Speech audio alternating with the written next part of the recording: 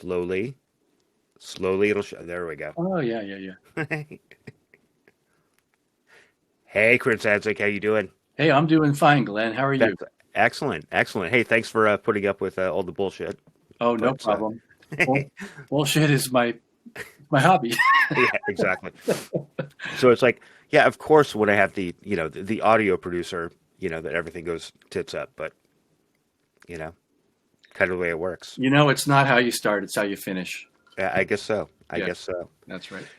So, let's just dive right in here because you've got a very, very interesting past, right? And future and present. Um, I'll take that you as a know, compliment. it is a compliment. No, absolutely. So, let's start going, way back. Let's start talk about CZ a little bit. So I knew you were involved with CZ, but I didn't know about it until actually a couple of days ago when I started doing some research. Um, so first of all, CZ was and still to a certain extent is, via Daniel House, still going and doing stuff. But you actually ran that for what, 18 months? Is that correct? Oh, that's probably kind of approximately right. Yes. Okay. It Okay. wasn't long. It was two releases, and basically the project. I can't remember if I got the label started or conceived of the label actually even before moving to Seattle. Um, but it's more likely, if my memory serves, that both Tina and I just sort of dreamed up the idea of starting a record label just about the time that we moved here in Hmm. 1984. And then it took, a little over a year to finally get that first recording in the can, and a Hmm. full 2 years or so until from moment of dream till first product was approximately two Right. years.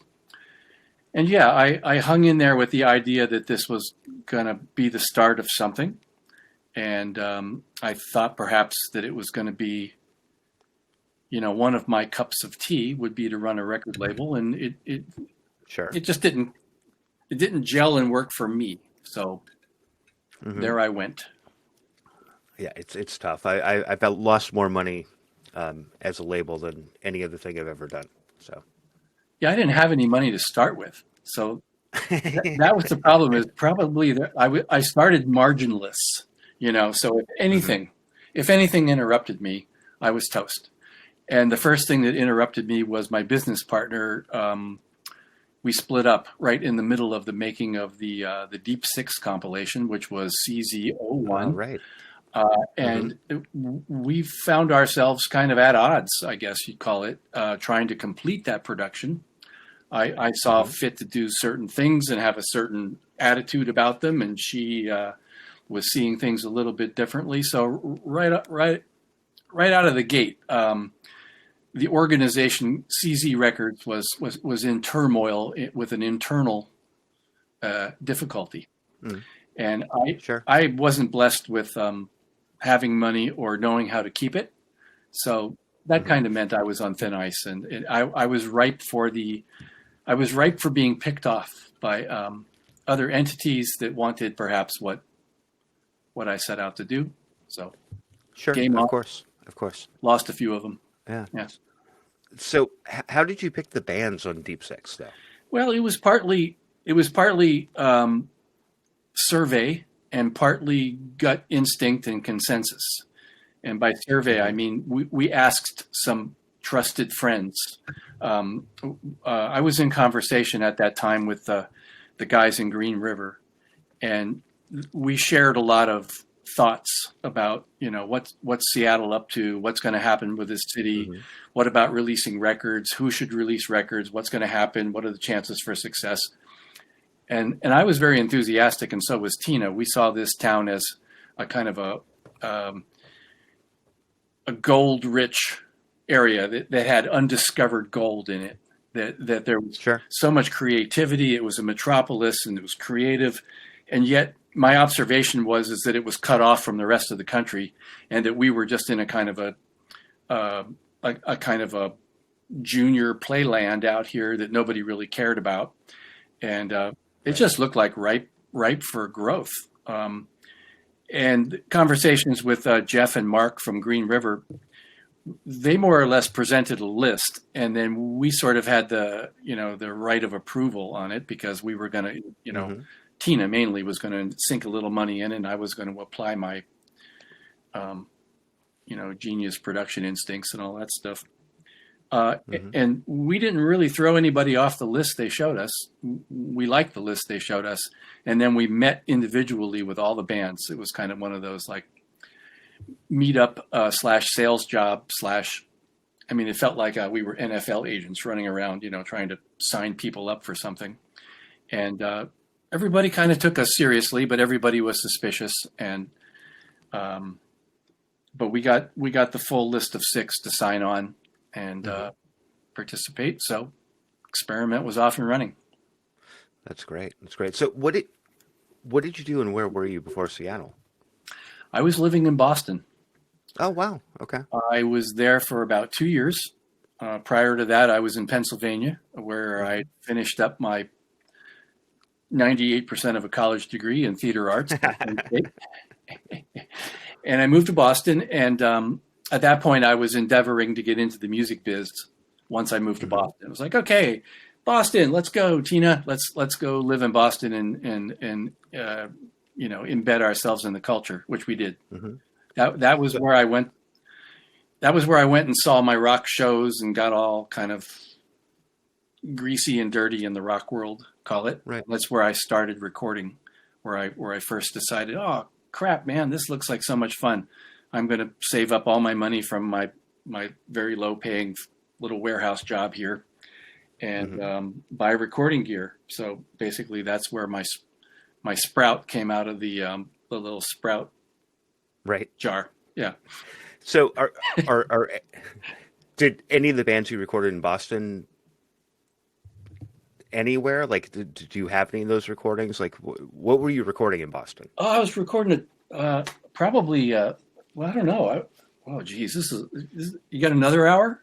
Sure. Let's do it, man. I have all day. Well, so I'll tell you some of the notables. One big notable for me was, and this is another part of my career, which you look at it and go, man, you had an inverted career. My first gig was like being the sound man for a band called the D Sharp Quintet. It was a modern jazz band. Mm-hmm. It was very modern jazz band, and it was headed by a guy named David Sharp. And David Sharp used to play the drums for Carla Bley. I don't never know how to pronounce her name.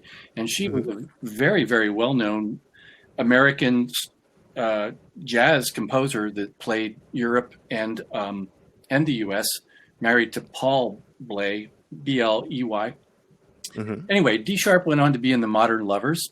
So he oh, wow. Yeah, he brought, as a matter of fact, one of my temp jobs, where I was working that stupid warehouse job, it was all full of musicians. I know I'm getting off topic. No, that's fine. But you do it. One of the musicians was Jonathan. Jonathan came in and worked, and for like 2 or 3 weeks, I was his supervisor. So Jonathan Richmond? Yeah.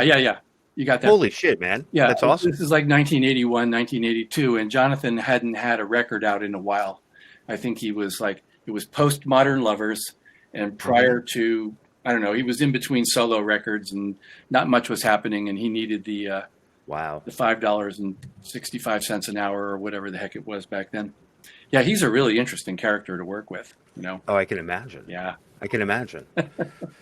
Anyway, back to what I was talking about. There was a David Sharp. Unfortunately, he was the first person I ever knew who said to me, "Hey, Chris, I got to tell you, I got this disease. It's called AIDS." And I said, "Oh, what's that?" And of course, right. He was no longer with us after a few more years. But also in that band, and this is another little shocker, there was a young guitar player named Bill Frisell was in that band.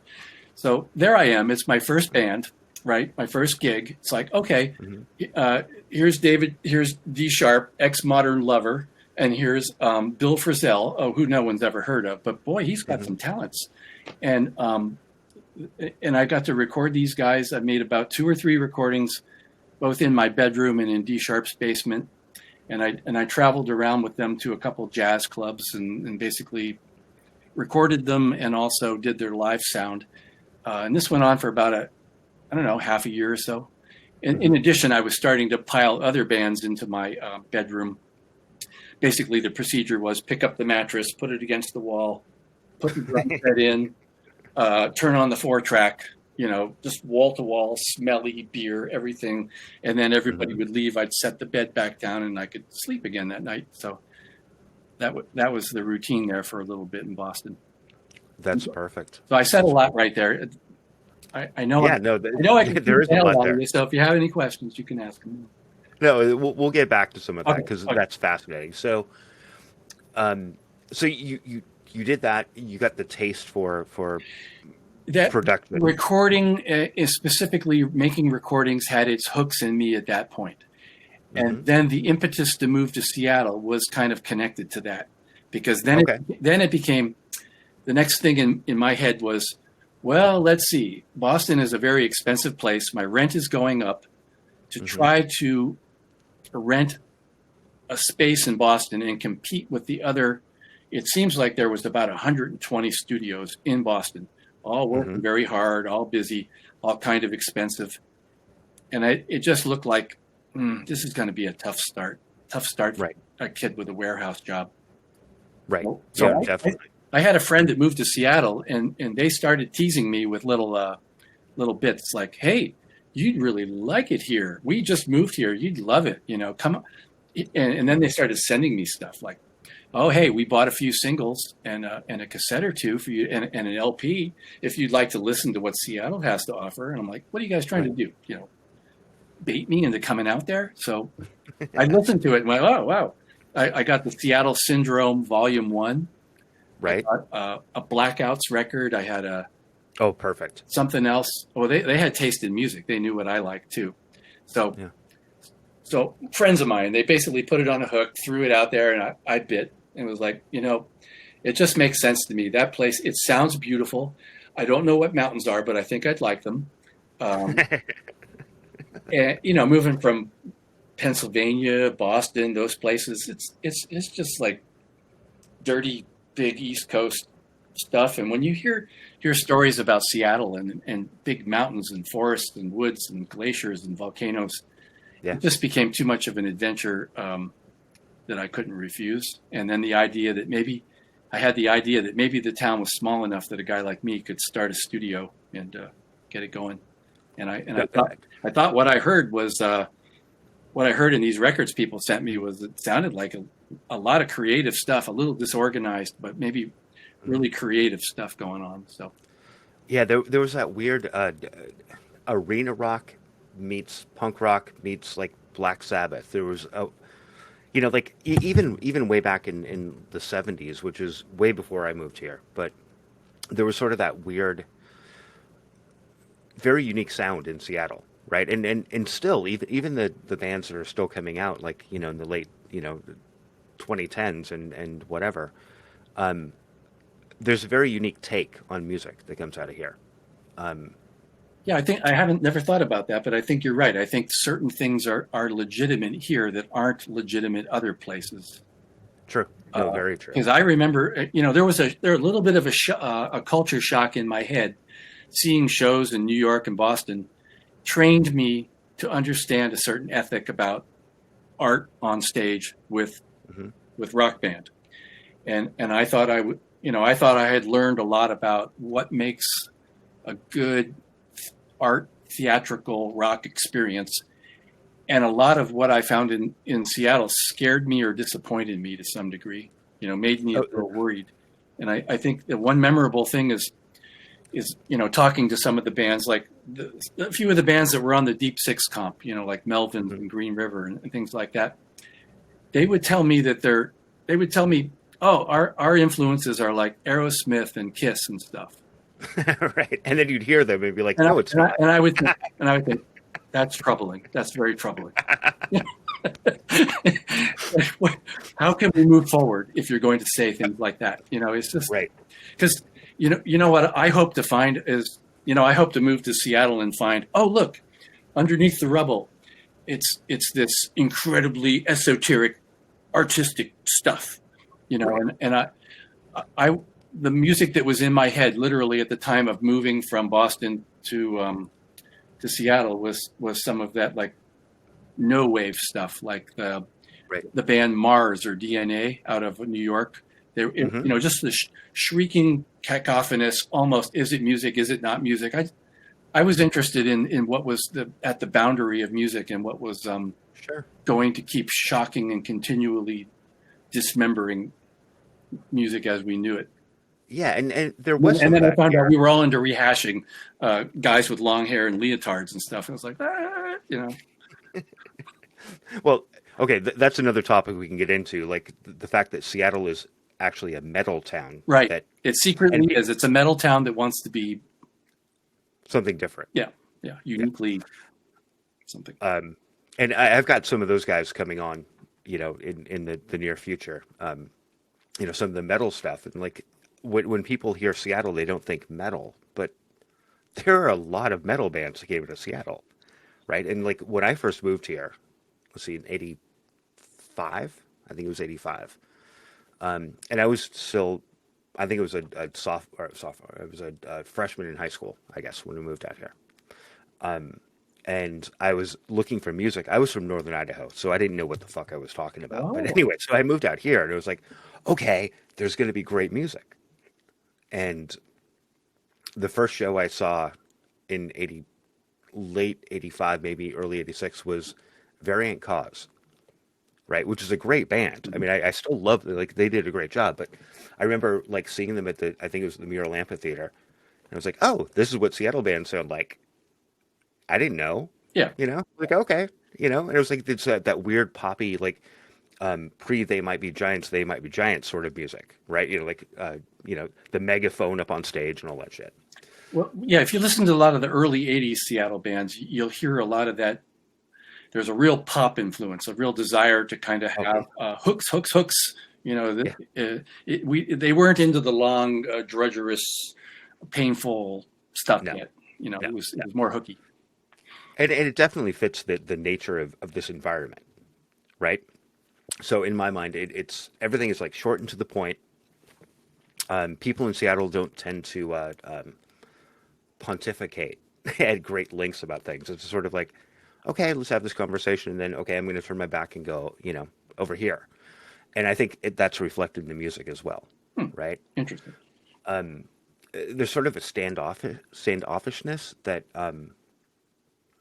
I've actually grown to love. I mean, I've been here, what, 35 years now. Yeah, something like that. It bothered me at first, but now I kind of enjoy it, right? And I think it definitely comes out in the music. Hmm. But getting back to the metal stuff, so after like seeing like Variant Cause and whatnot, I was like, oh, okay, well, it's not really my style of music, but it's good. My next encounter was because I grew up on the north end, like Edmonds, which is where I am now, and the north end metal scene, like at South Everett, and basically from Motley Terrace up to like Stanwood, was all metal. Bands like Coven and Better End, Forced Entry, like all those bands were like up here. And so I was really confused for a long time, like what is Seattle all about? You know, because I was underage, so I couldn't go to. Well, we'll get into this, but like I couldn't go to the Central, for example, and see these bands, these mythical bands, that I'd heard of, like Green River, for example. They were a little before my time, and there weren't a lot of all ages, places to go see bands. So in my mind, I basically taken all of that, like everything from the power pop to the arena rock to the metal, and the definitely the punk influence, but more like New York Doll style punk influence rather than like Negative Approach or that sort of metal, or I'm sorry, punk. And you put that all in a blender, and that basically is what Seattle is musically to me. Okay. You know, I'm afraid I don't get out much, so I've lost sight over what Seattle is compared to what everybody else is. well, And I that happens to anybody. Anytime you don't travel around and do the A/B right. comparisons, then what do you know? You know. Well, it's funny you talk about that. The last maybe like dozen shows that I've seen, is nobody new, right? Like, I mean, the last big show I went to see was TSOL, right? Which is, a band from, the early 80s. Um, I don't think I've actually listened to anything new out of Seattle in a really long time. Is that just the age thing? It's probably the age thing. It's But also the fact that, like, at TSOL, I threw up my back and I was having a great time. I was like, hey, this is great. And I threw up my back and I was like, I had to hobble outside. And I went outside. I was like, okay, I'm just going to go out for a cigarette. I'll be fine. yeah, Like, sure. have a smoke, go back inside. And I realized I couldn't stand. Oh no. Like, it was like, oh. Damn. So I had a couple of friends with me and I was like, just ditched them. I was like, "Ugh, sorry, guys. Like, Yeah. and that was like 2017. That was like the last big show I went to, Oh right? my. Yeah. Um, Actually, that's not true. I've been to a couple others, but I was able to grab a seat. So I didn't have to stand. Yeah. I think the last 5 or 6 shows I've been to have all been like icons from my past. Yeah, Doing absolutely. the icon from my past tour, because I quite frankly I don't get out much, and I know I've been saying that since 1992, but it's true. I kind of fit a lot of shows in the early 80s. I fit some in the mid 80s, the late 80s, okay, the early 90s, but a certain amount of been there, done that creeps into me, and then I make changes. I don't do Yeah, the same thing sure. year after year. I can't. I have to keep moving. And if that means, hey, I stop seeing rock shows every Saturday night, well, so be it. Yeah. Life goes on. Yeah. So what, I don't know why. Well, I can tell you why. So we were talking about like the power pop influence in Seattle and whatnot. And so one of my really good friends is Jim Bass Knight, who I love to death, right? So one of the last shows I saw, I think, give or take, it was late 2018 maybe. And he was playing, I forget, they were opening for somebody actually really big, but it was at the Fun House, right? So the new Fun House, which is part of El Corazon. Was it Walter Lure or something? Yes, it Yeah. was. Oh, Yeah. Which was great because, Walter was great. I wanted to go see that show. It was so much fun. There were maybe 40 people there. Like, it was typical Seattle show, right? Like, oh, here's this icon. Like, 40 people show up and everyone's standing there like this. Yeah, arms crossed. Um, I thought it'd be cooler. yeah. So, I'm happy I got to see him before he passed on. But it was also very disappointing to watch, in a certain way, because I'm like, okay, well, here's me. And I'm going to guess I was probably the youngest person there, Ooh. right? I'm 50 or almost 50. I had to have been the youngest person there. And I'm like, this guy is a legend, and plus, I mean, Jim is a legend, at least, in the Northwest, I'm like, okay, well, this is it, and so I got really depressed after watching that show. Oh, I mean, I was happy to see it, and of course, I'm always going to go out and support, Jim or any of the people I know and all the music I like, but yeah, it was a little depressing, to be honest. And just let me segue here just for a minute. About a year before that, I was supposed to bring the Dead Boys out here to Seattle, and long story short, I spent like a year trying to like put the whole thing together.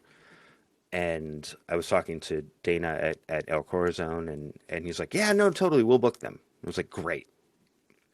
He's like, we're going to book him in the Fun House. And I was like, that only holds 100 people. Right, I wanted to put him in the main stage, at El Corazon. He's like, no. They're not going to draw that much. And that was really depressing. So I kind of gave up, and I said, okay, fine. I let another promoter like take control of it. well, at that point, don't you just pull out your wallet and then flick through a stack of $100 bills and say, Wouldn't that be "We're gonna great? sell it out, man?" And then I don't know. Well, so what ended up happening is another guy took control of it and brought him out for a West Coast tour. And they played the High Line and it was a great show, phenomenal show. I think this is 2017. Yeah, 2017. And they packed at the High Line for whatever that's worth. Hmm. So 250, maybe 300 people. But it really made me depressed, to watch this whole thing. And after the show, there were a lot of younger people at the Dead Boy show, which I found really interesting. Hmm. But at the end of the show, Cheetah, who of course, well, I'm sorry, Johnny Blitz was also, so Cheetah and Johnny were the only original members, right? And after the show, Cheetah went to the very back of the High Line to sitting right by the door, waiting to sign stuff. And not a single person came to it. Oh, I felt so bad for him, and I kind of went by because, I had been talking to them, I was like, hey man, great show. What do you say at yeah, that I point? know. I know. You know? And then after the fact, everyone is like, that was the best show I've ever seen. I'm like, okay, well, you didn't support, you didn't buy anything, you didn't, what are you talking about? Hmm. And that's sort of Glenn, I think you brought your empathy with you to a rock club. I know, which I is the true wrong what you thing were to do, thinking. right? Yeah. Anyway, it was a phenomenal show. They killed it. Hmm. Cheetah had this guy Jake Hout, who's a total fucking sweetheart, and he actually looks and acts very much like a young Steve or Stev. But anyway, so my point is more of I think Seattle is a very weird market for music. Right, we're very into music. Like everyone you talk to is like, "Oh yeah, I've got this on vinyl, and I do this, and I've been to this show, and whatever." But when it comes down to it, we tend to be very standoffish, Hmm. right? Which makes it a very difficult market. Oh, maybe it's a musical extension of the Seattle Freeze. That very well We could be. don't like to get too much into just instant affections with people. We wait 6 months before we can deliver their first side hug or something. I don't know. Well, yeah. I mean, and maybe that's why when so there's obviously been a couple of waves of Seattle being super popular, right? I mean, starting with Jimi Hendrix and, well, actually way before, but the Sonics and even before that. But there was a brief thing in the 70s, with Heart and TKO. I was supposed to have Brad on last night, but he had to cancel because of the flu. Brad Sinsel? Brad Sensel, yeah. Oh, bad Brad. Yeah. Bad Brad is a fascinating human. Yeah, he was supposed to be on last night. He got the flu, so he had to cancel. Oh, by the way, before I forget, yeah, Brad recorded at Reciprocal in 1987-ish, along with a guy named Rick for the project War Babies. War Babies, You yeah. mentioned Coven a while ago. I recorded Coven in 1984, little known fact, at the first version of Reciprocal in Interbay. Really? I don't remember it much, except I remember a biggish drum set with a lot of little drums. That's all I remember. That's all really. So, Dean Babbitt from Coven is eventually going to be on the show too. Oh, so, I know. I think I've met Dean, and I think I'm his Facebook friend. I don't know. Yeah. Apologize it's the two for me. two brothers, Dean and yeah, Neil. there you right? go. Yeah. Yeah, and the singer was Jay something or other. Mm-hmm. I mean, that's all I remember. I was a kid, man, and I was probably high as shit every time I saw them. So Me too, and I was in my 20s. but that kind of gets back to the metal stuff, right? So, again, when I first moved here, and I saw Variant Cause was like my first thing, and it was like, oh, this is a weird, quirky sort of music, that Seattle has. And then it was like, in short order, it was like Coven, Bitter End, Forced Entry, The Mentors, for fuck's sake, like all of that shit. It was like, oh wait, there's a super heavy thing here. And then Queensryche, before they actually really were super famous, so Seattle definitely has this like metal background that nobody wants to talk about. Like it doesn't really exist. Metal church. Like I could go on. Like, there's so many great metal bands here. I forget who, but somebody just is putting a book together or just finished a book that they spent a long time on. It was mostly dealing with East Side metal and the various venues and bands that played over there. Hmm. Anyway, I don't know who it is. I forget. No, I would love to read that because it's look, when I first, well, not first moved here, after about 2 years of living here, I actually had on my bedroom wall a giant diagram, like a tree diagram of all the bands and like where people Sure. came from. Yeah. And it's still interesting to me because Seattle is one of those cities where if you take a band, it's sort of like the 6 degrees of Kevin Bacon, It's right? been a tremendous amount after they added a little bit of money in the 90s, then the interbreeding went wild. I mean, Oh, insane. yeah, you breed more the more money you pour in. It's like, whoa, look at this. It's like a fertilizer. Yeah. It's like the last, well, the last recorded episode, or I'm sorry, the last published episode I did was with Blaine Cook from, Mhm. The Accused and whatever. And he and I were talking about that, and it's amazing when you start drawing those diagrams.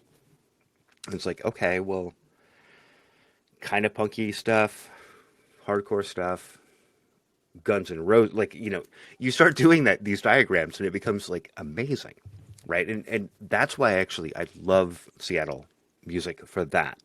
Like, even if I hated the music, which I don't, but even if I did, I love the fact that it doesn't matter. Like, oh, hey, you're in, some punk band, and I'm this weird fucking, dark metal band and whatever. Let's collaborate. Right.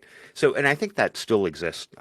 The tree structure probably looks more like the NFL draft than people want to believe, Oh, in a certain way, because once, let's face it, once a small band has a really good performer in it, next thing you know, a bigger band swims past and says, "Hey, we got an opening," boop, and then they jump ship. Hey, they want me for their tour. I can't turn it down. I'll be in your band too when I can. So, what are the people who's like infamous for that is Mike McCready, right? Like, the guy's been all over the place. Like, you name a band of, well, I'm sorry, you name a band that people outside of Seattle would know about, and there's a good chance he's done something with them, right? A Seattle band that other people know about. And I think that's another interesting part about like the Seattle Syndrome. And by the way, I'm trying to get Dennis White on as well. Oh, okay. Seattle Syndrome guy. Yeah, he's a fascinating human. I don't know much about what he's done since then. We've talked a couple times on Facebook, and that's about it. But I think he would also be an interesting, person to talk about or talk to. But anyway, so there is that sort of it's being a member of a very small tribe, right? And that basically becomes Seattle, right? Because we're in the middle of nowhere, man. There is a certain island characteristic to our little mini culture. And it does have to do with the physical distance, I think, that it's not just an easy drive to the next city over. Well, I mean, obviously, Tacoma and Everett and all that stuff kind of counts as Seattle. It's still our area.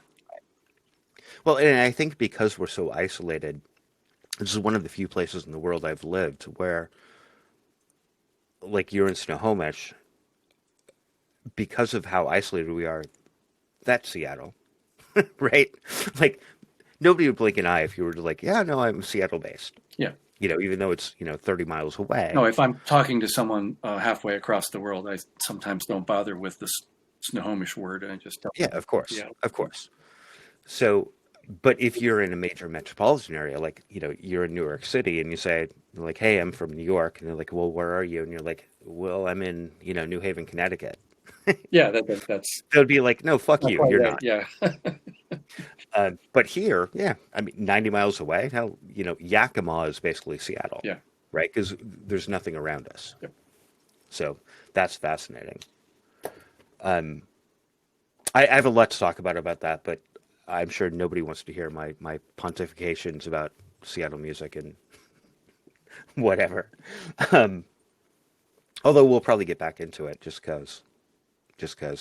So after you did CZ, it is how did Reciprocal come into being? Like, Well, reciprocal recording was going actually before CZ Records. hmm CZ sprouted up in the year between incarnation one or location one of reciprocal and hmm location two. And location two was the one that everybody knows about. It's the one. It's the one at the corner of Sixth and Leary. right? That Jack and Dino and I got started up in 1986. hmm So version one was 1984. Version two started in 86 and went through 91. But hmm that missing year in there, 85 was the year where I said, I got nothing going on. I just got booted out of my studio space. I know what we'll do. We'll start a record label. That'll be great. And we did that. And what was your Well, that's question cool. again? After what? Did I do what? So no, I said Oh, after CZ oh, Reciprocal came yeah, in. yeah, yeah. So how did that basically come to be? Well, let's jump into reciprocal version two, Okay. and that came to be because everybody kind of knew I had a studio packed up in boxes because I lost my lease over in Interbay, and hmm I'd met Jack during the process of recording the Deep Six thing, and he called me up and said, "Hey, I got an idea. Would you consider going into business with me, for instance, and doing a studio?" And I said, "Well, I do happen to have a studio. Why, you got a location?"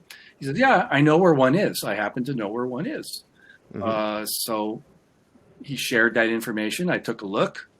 We talked about it for a few hours, and then we called up the landlord and said, "Hey, we'd like to rent this place." And hmm we ended up getting the lease and the keys, and right away set in there to try to rehab it a little bit. It was in shambles. It was a little bit messy. hmm So we kind of fixed up the control room, put all my gear in there, and I think it was in May of 1986 we opened for business, Reciprocal Recording number two, Wow. and we got really busy.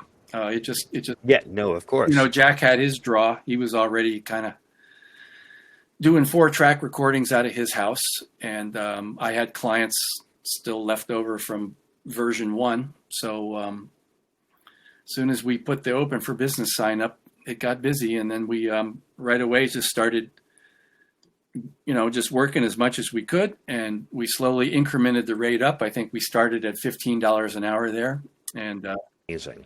we eked it up to $17.50, and then 20, 22.50, 25, and we started out as an 8-track studio with kind of everything we had all just patched together. Jack brought his little mixer. Okay, let's strap that onto my mixer. Okay, good. Now we have 20 channels. I love it. So it looked pretty homespun at first, but then after I could see that all those $10 and $20 bills were piling up. I started to get think like an investor, and I started buying bigger audio gear and started to look ahead to the future. And I somehow made a lot of good, timely investments, and that just kept the growth going. And within Good. 5 years, it was a full-blown 24-track place with a really decent console and a pretty good microphone collection. So we were off and running. That's great. And how long? I mean, Reciprocal is still running to some extent, right? Or no? Well, technically, the name was retired. I Right. wanted to retire the name. I felt like it was midway through 1991. This would have been the fifth year of operation. hmm At that point, things had evolved. Jack had gotten really busy, and he'd gotten much better known. The first Nirvana record, Bleach, had been Right. recorded. A lot of the early Sub Pop recordings, the stuff from Soundgarden and Green River, and then into Mudhoney. All of that stuff was starting to get some attention. And the name Reciprocal, I started to observe, became glued to Jack and Sub Pop. It was like, oh, Reciprocal, Jack and Sub Pop's place. Right. And at that point, it kind of went contradictory to where my head was at, which was guy who Sub Pop didn't like. Sub Pop and I, for some reason, they didn't want to run over and be chummy. Right. They sort of saw me as some sort of a threat that might pop up again. Why do you think that is? I really don't know. I put out some clear signals that I was out of the record business, and literally they called me up one day. This was right after they started up. They called me up, said, hey, this is Bruce or Jonathan. I can't remember who called me. We'd like to meet with you.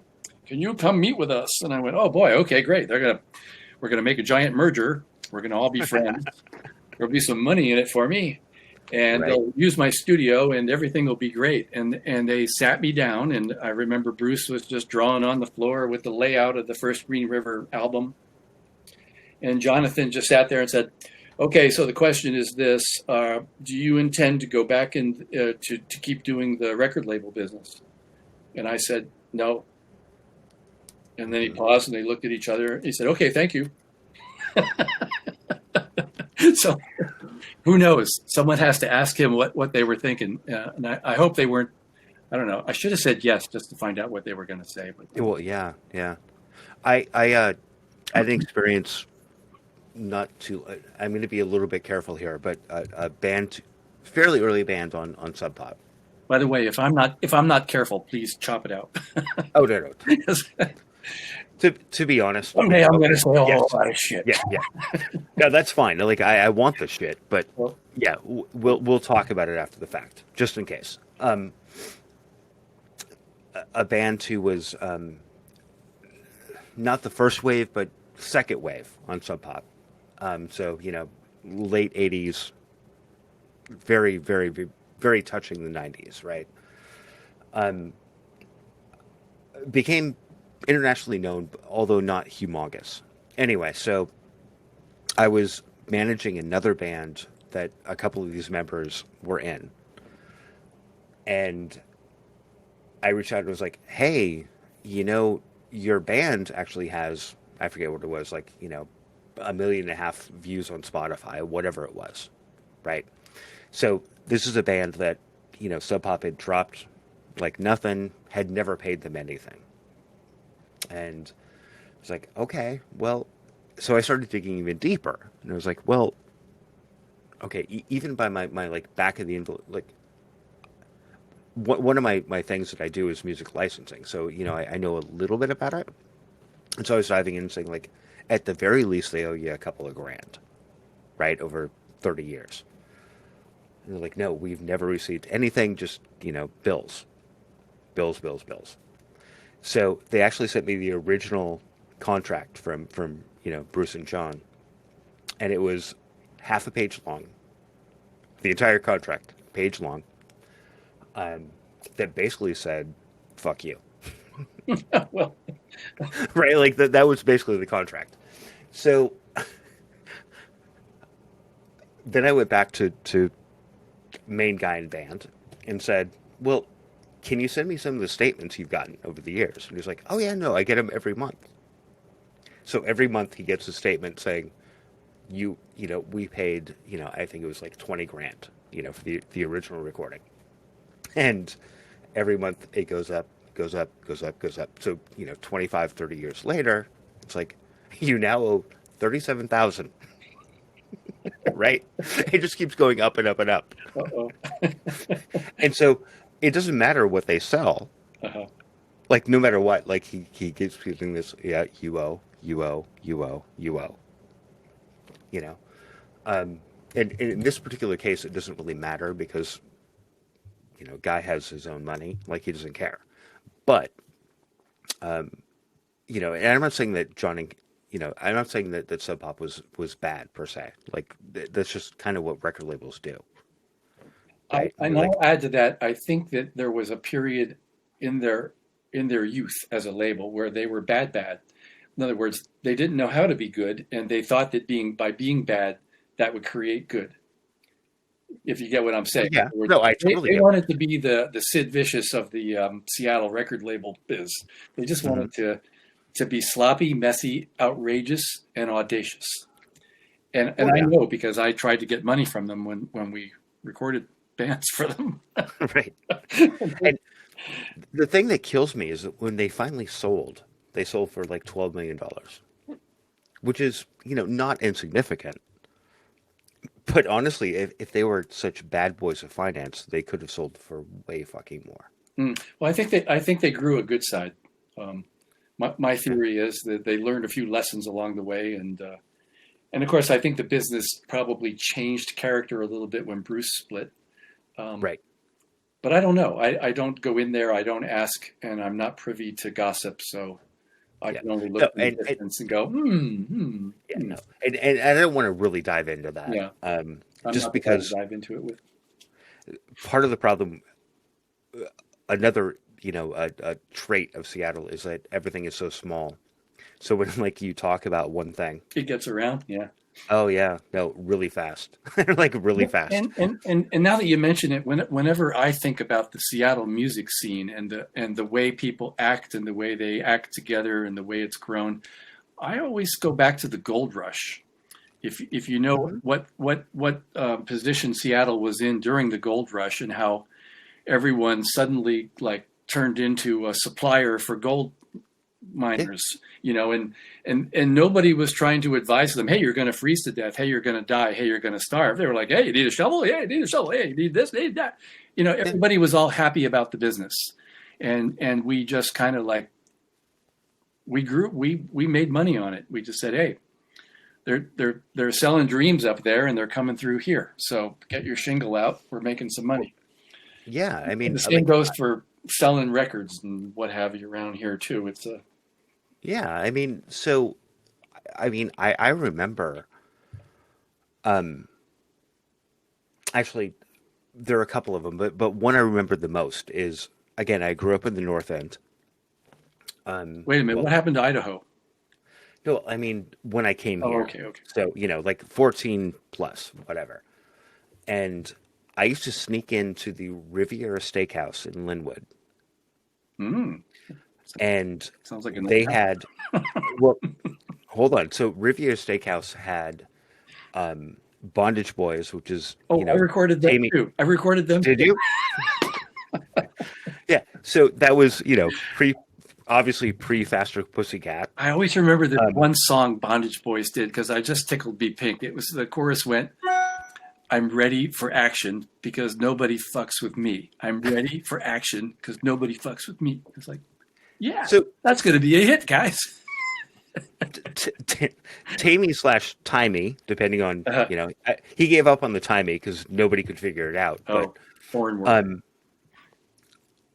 he's from Linwood, for fuck. Like, I mean, he lives like right on, I'm sorry, his family lived right around the corner from where I am right now. Um, so that's weird. But there was the original Alice in Chains, right, who would play there all the time because they were from, Shoreline. So they'd come to Linwood and like, play whatever.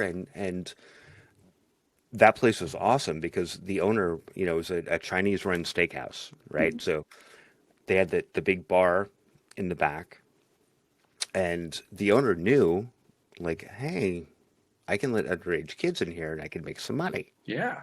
But he wouldn't let him in, he wouldn't let us into the bar. So I would actually go in and like stand in the hallway. So I couldn't be in the bar, but I was in the hallway, like where you can see everything. Hmm. And I'd listen to all these bands, Alice in Chains was one of them, back when they were glammy, which we can talk about in just a minute. But, you know, I want to say Coven played there several times. Like all of these metal bands, played there all the time, and that was really fascinating to me. And so suddenly, 2 or 3 years goes by, and the majors start picking off the bands left and right. And it's like I mean, honestly, I forget which one was the first, but I think Soundgarden was probably the first they picked off. Yeah, I think Like 88. Soundgarden first it was like the late 80s, like 88 or so, I think. Yeah, Was it yeah, SSP or something that right, first said, "Hey, Soundgarden"? Yeah. right. Which is funny because Soundgarden to me was, it sounds stupid now to say, but they sounded like musical salad to me when I first heard them. You know, like it was good, but I couldn't put it on a record player and play it. Hmm. You know what I mean? Listening to it live was great because they were kind of all over the place, and again, that might be a Seattle thing, right? Where it's like, oh, let's just play all this music all over the place, and there wasn't a lot of rhyme or reason to anything. Um, Now, the only thing that I got out of Soundgarden early on was that the only rule that seemed to kind of arrive at their performance was it was going to be epic in some nature. There was always going to be epic moments. You know, well, the it's, the Chris Cornell was the fucking vocals hot. were going to hit some spot where everything was all out there. You know what I mean? Right. It was never a day where, hey, here's 10 little tunes that are peaceful numbers that we wrote. That's not going to happen. They're going to arrive at some epic juncture after another in order to. Well, yeah, okay. So, like Andy Wood, right? So, which they were roommates, Chris and Andy. They were both fucking hot, man. So, I mean, they were those people that they had that stage presence that, even the frat boys wanted to fuck them, right? So I think there was something of that going on too, Uh-huh. right? Like they were very attractive humans, at least on stage. Neither one of them had a shirt endorsement. No, that's definitely true. So there was a lot of that going on, and it seemed like very contained in this area. And when that kind of blew off, and suddenly it was like, oh, everybody knows these guys. Like that was a really weird sensation, right? So for me, the weirdest one was Alice in Chains, who, again, I'd seen at the Riviera Steakhouse, and like, oh, I mean, Lane had, you know, giant hair, like they all had giant hair. They were a glam metal band, and I was like, yeah, they were a lot of fun to see. And it was late '89, early '90, and I was driving down to LA because I decided I was going to move and live in LA, and I was going through the Grapevine, and uh, uh, one of the LA stations anyway came on, and I heard Man in the Box. I was like, that's, and they said Allison. I was like, that's not the band I know, right? Like, what the fuck happened? In like a year, that suddenly these guys are famous. And I remember I was staying in this horrible little apartment complex in Burbank, and one of the guys, I was at the pool for fuck's sake, but like laying out of the pool, like just enjoying the sunshine, talking to this guy, and we were talking about music, and I mentioned Alice in Chains. Is like, oh my god, they're great. And I was like, I have this little like 4-track demo that they put out, like '86 or '87, whenever it was. And he's like, I'll give you $1,000. Like immediately, he's like, I'll give you $1,000. Mhm. I was like, well, I don't have it with me, but whatever. So that to me was like, oh my god, people are actually paying attention to this shit. And it was a really weird, sensation. Like, wow, because to me it was like, oh, that's the band I snuck in to see, at a steakhouse in Linwood. Mhm. You know, Yeah, it is interesting to see the end of the ball of string before it gets to be the ball. In other words, right? you're basically experiencing just everyday life, and nothing seems very consequential. And then one day you realize, oh, this has changed. You know, Yeah, exactly, a exactly. switch has been thrown. My moment like that happened when I walked into the QFC on the way home from work. I don't know, probably headed home from, some session with some band, and it was probably 19, whatever it was, 91. And get into the grocery store, and I'm picking out the frozen pizza and the beer and more beer and some more frozen pizza. And it's like, smells like Teen Spirit coming over the damn PA system. And then you're in an elevator somewhere in the East Coast, like 2 weeks later, visiting relatives. It's another song off the album. It's like, what the hell? That's And crazy. and then people started just walking up to me, like in other cities, going, "Hey, I hear that you have something to do with Seattle rock music. Do you know Nirvana?" And I'd be like, "Or do you know Soundgarden?" And then, then it was like, oh, "What the hell?" It was just, yeah. I don't know what it was. What. Yeah, I don't know. So on my It didn't 18th bother birthday, me. I just figured, okay, that's how it happens. That's how famous happens. Okay, good. They're famous. Sweet.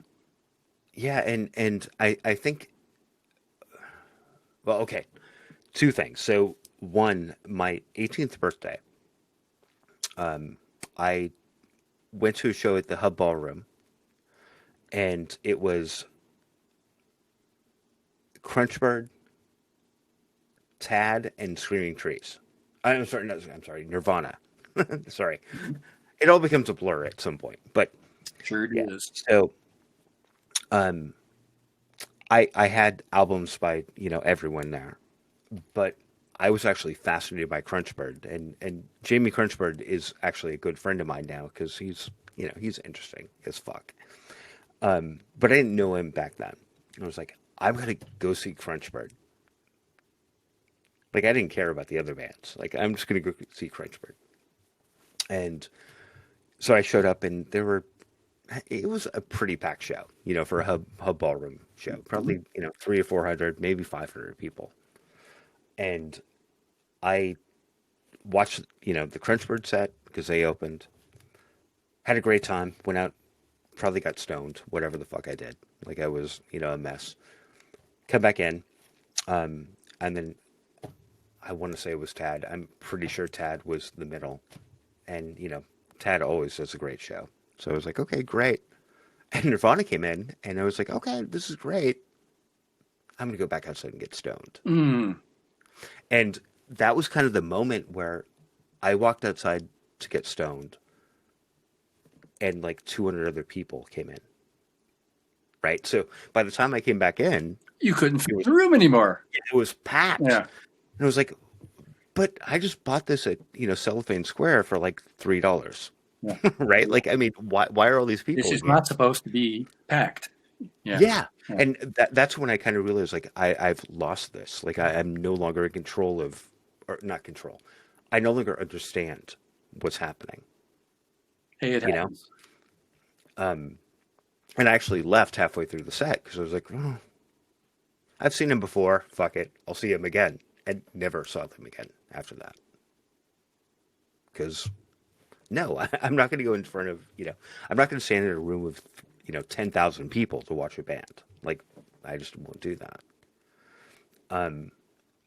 So yeah, there's, again, we keep circling back, or I'm sorry, I keep circling back to this like weirdness of Seattle and sort of the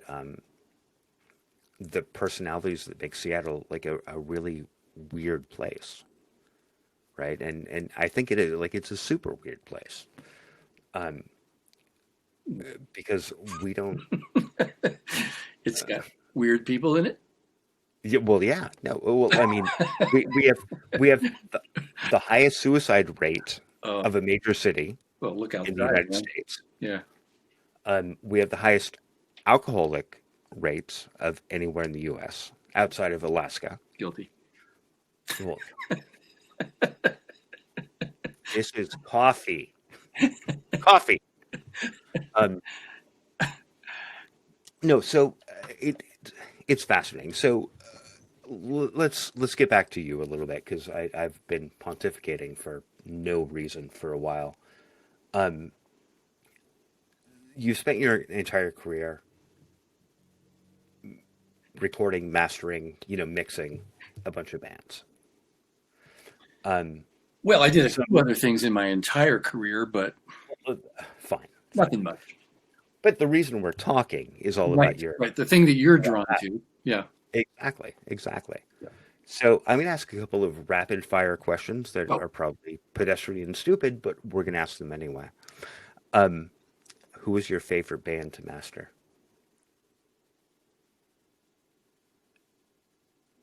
I know it's a total trick question, right? So, why would I have a favorite band to master?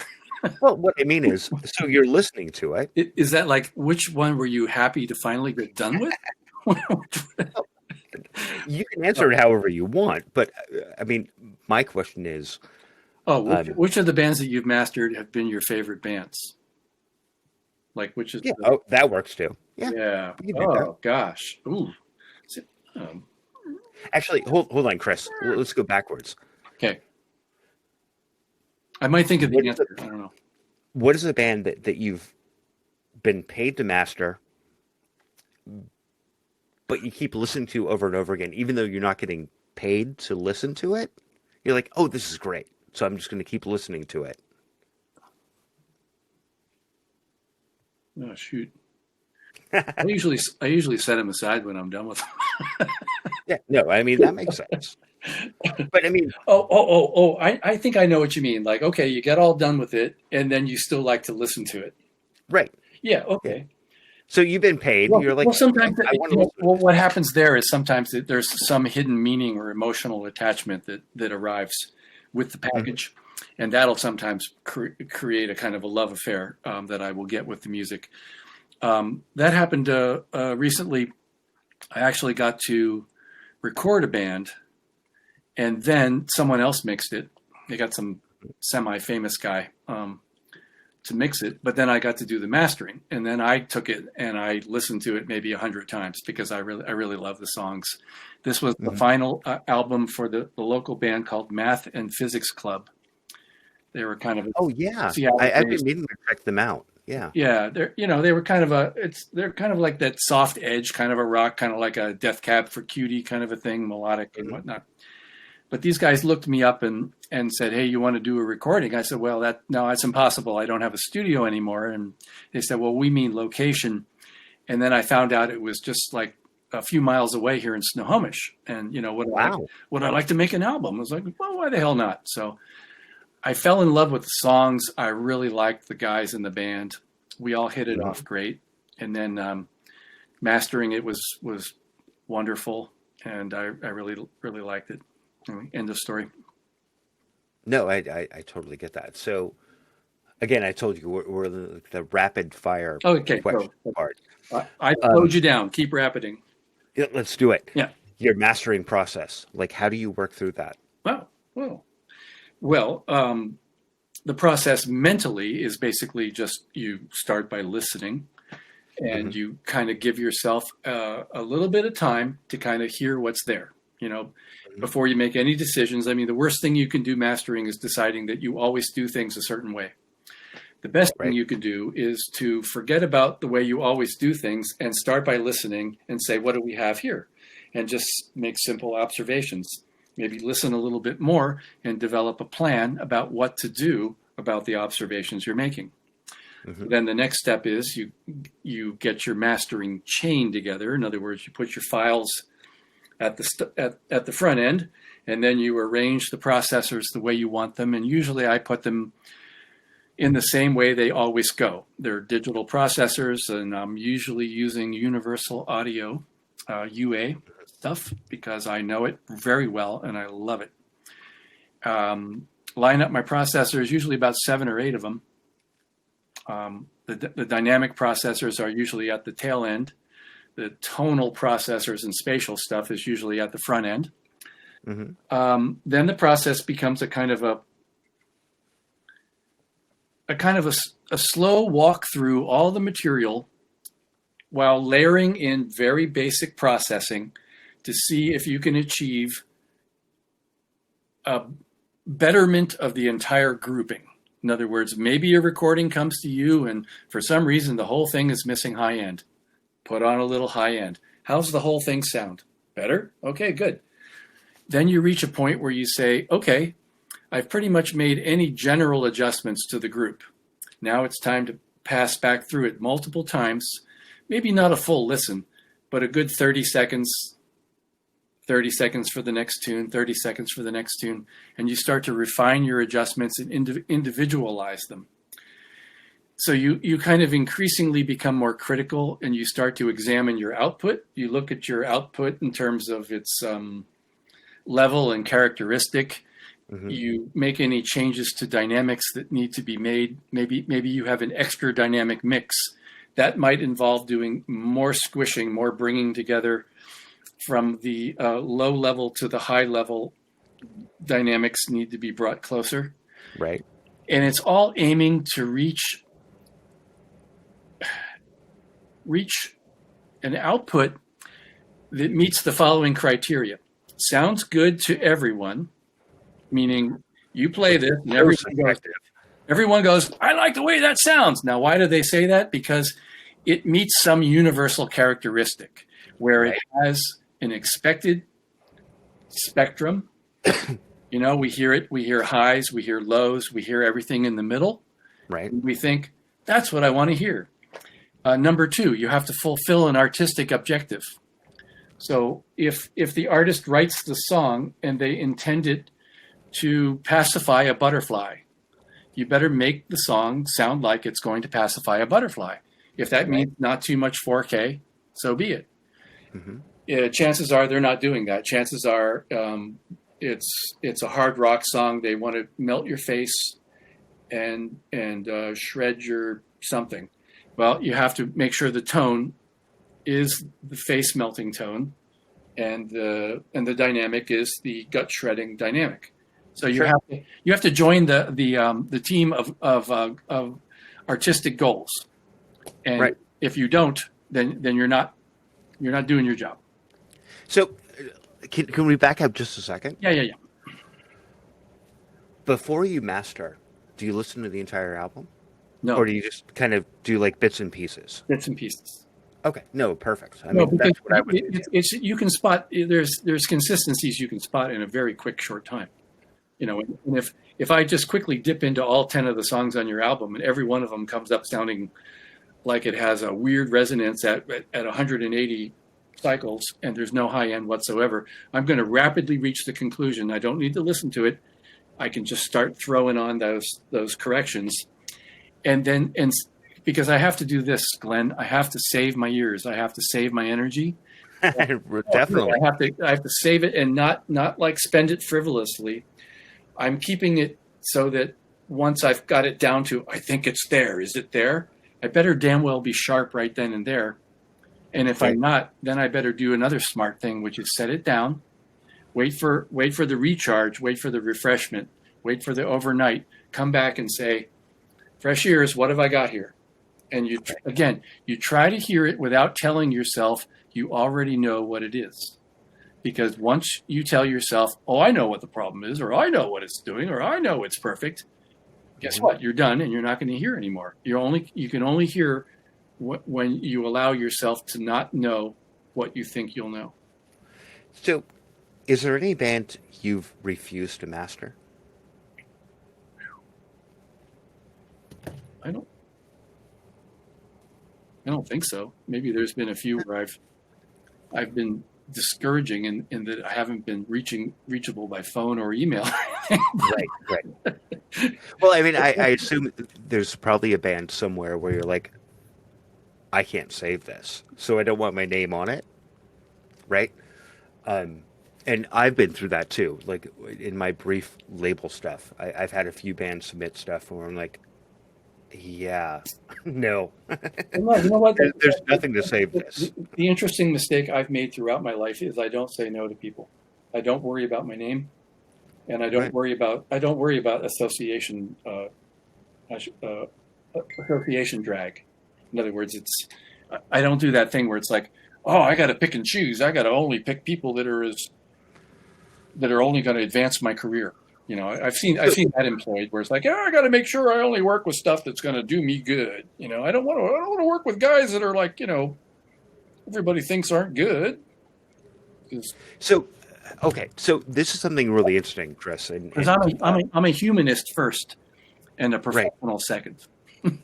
Okay, so this is something really interesting to me because um, a lot of people don't know your name, even though you're associated with a lot of bands that they know. Yeah, So you've kind of been behind the I scenes haven't been in a trying. lot of ways. I think when I say I haven't been trying hard to be like the name I think I have the proof now to back it up. I But mean, I've worked in the okay, freaking industry now 30. It's going on 36 years. It's like, right. oh, okay, yeah. So as sort of proof of that, I actually sent your very limited, by the way. So you need to work on your Wikipedia. But I did, uh, Glenn, I did not write that, and it's just completely full of mistakes. And I well, wouldn't do the yes. first thing about changing it. But what I'm saying is, Yeah, you should. okay, But um, if I cared. so I sent that list to a few friends of mine, and they're like, "Wow, I've never heard of this guy. Like, that's awesome." Right? Like they had no clue. So, um, and to be to be honest, Indino was kind of the same way. Like, I mean, it different pathways you guys have taken, obviously. Um, but he's kind of the same way. He's like, yeah, I've done this stuff, like whatever. Like, neither one of you are people who actively seek the spotlight, right? But yet you're both extraordinarily critical to a lot of music that people listen to, tens of thousands, millions of times a day, maybe, right? I'm not anymore. I mean, Well, I'm an antique in the music world. well, all right, fine. I'll give you that Yeah. begrudgingly. But what is fascinating is that people listen to that music more. I mean, Chris, let's think about it. Music that was put out in the '90s is now considered classic rock, right? Mhm. So it's sort of like if you would, mastered the first Aerosmith album in, 1970, and we're in 1985, right? So people are still listening to that stuff, and they're still very into it. Um, the point I was trying to make is again, that's kind of the even though both you and Jack, neither one of you are from Seattle, right? You're transplants. Correct. Um, it's still kind of that Seattle thing where you're like, well, I'm hands off, right? Like I just do my job, and I do my job really well, and I'm not looking for fame, like whatever. Um, I find that really, really, really interesting, and commendable, to be honest, Well, right? in a way, it's longevity producing to do that, because the moment you enter into the fame game, so to speak, volatility goes way up. You're now in it because and your fuse is now burning faster. You're There will be many more reasons to quit if you don't succeed at a fame game than if you're a service industry worker. Which is what I consider myself. I consider myself a service industry. You okay? Oh, I'm fine. I want to make sure you're going to live. No, I'm fine. You're Sorry, gonna live. All right, good. brief cough. And Smoking does. yeah, all right. Oh yeah, fine. Okay. So anyway, I guess I feel like I hate to use the word blessed, but I feel lucky to have had this job where I get to be the helper, where I get to help people out.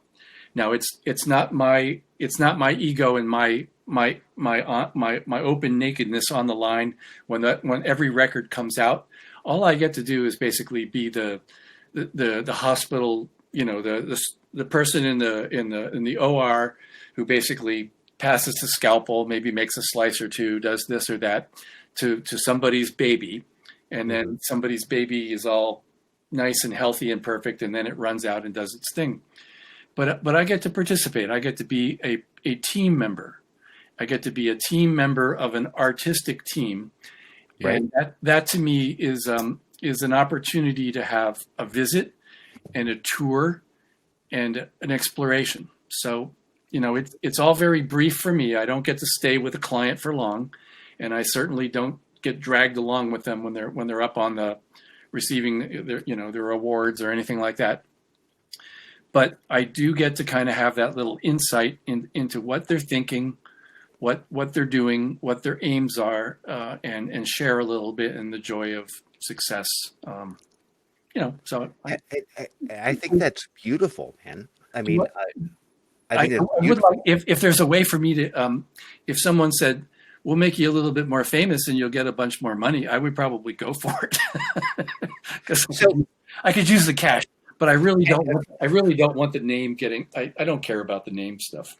have you ever had a band call you out and say like, "Hey, Chris Hanzik, like, mastered this record. It's awesome." Have you ever had that happen? Yeah, sometimes. Okay. Not in a prominent way that makes any significant difference for any reason, but yeah, I mean, people thank me all the time, sometimes you feel you feel good when they do that. I'm not Of course. immune to having someone say, "Hey, nice job. You really did an outstanding job on that, and we really appreciate it." And some of my clients I've known for decades, and Sure. they're like either friends or children or family for the most part. Right. I can't ever turn my back on them, and they know I'm always there, and that's kind of my shtick. Any band that you can consider famous. Well, guess what? I work with them somewhere in the mid to late '80s. Everybody I've worked with since has been just the people that come out of the woodwork with the bands that you've never heard of, or might have heard of, but Right. I haven't been driving the please more famousness. I can't do that. It doesn't seem to be feel. It's not organic. It's more organic just to say, "Hey, who are you? What? Oh, just met you. Oh, okay, you got a band. Oh, okay, I'll work with you. Oh, you're a nice guy. Okay, fine."